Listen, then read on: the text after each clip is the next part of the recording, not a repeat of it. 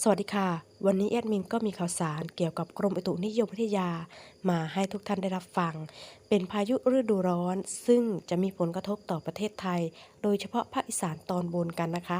ระหว่างวันที่21ถึง22มีนา2514นี้ระวังกันด้วยขอให้ทุกท่านที่ได้รับผลกระทบโปรดระมัดระวังกันด้วยนะคะภายใน21-22มีนาคมนี้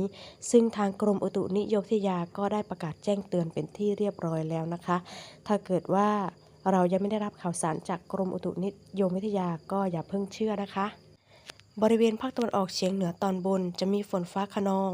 ลมกระโชกแรงและอาจจะมีลูกเห็บตกเป็นบางแห่งมีฟ้าผ่าด้วยนะคะระหว่างวันที่21มีนาคม2514นี้บริเวณที่ได้รับผลกระทบก็จะมีดังต่อไปนี้นะคะจังหวัดบึงกาฬหนองคายนครพนมสกลนครอุดรธานีหนองบัวลำพูขอนแก่นเลยชัยภูมิกาฬสินธุ์และจังหวัดมหาสารคามค่ะส่วนวันที่22มีนาคม2514นี้บริเวณที่ได้รับผลกระทบก็จะได้แก่จังหวัดชัยภูมิและก็เลยค่ะ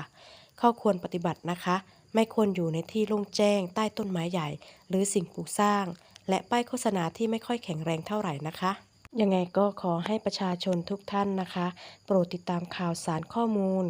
กับทางกรมอุตุนิยมวิทยา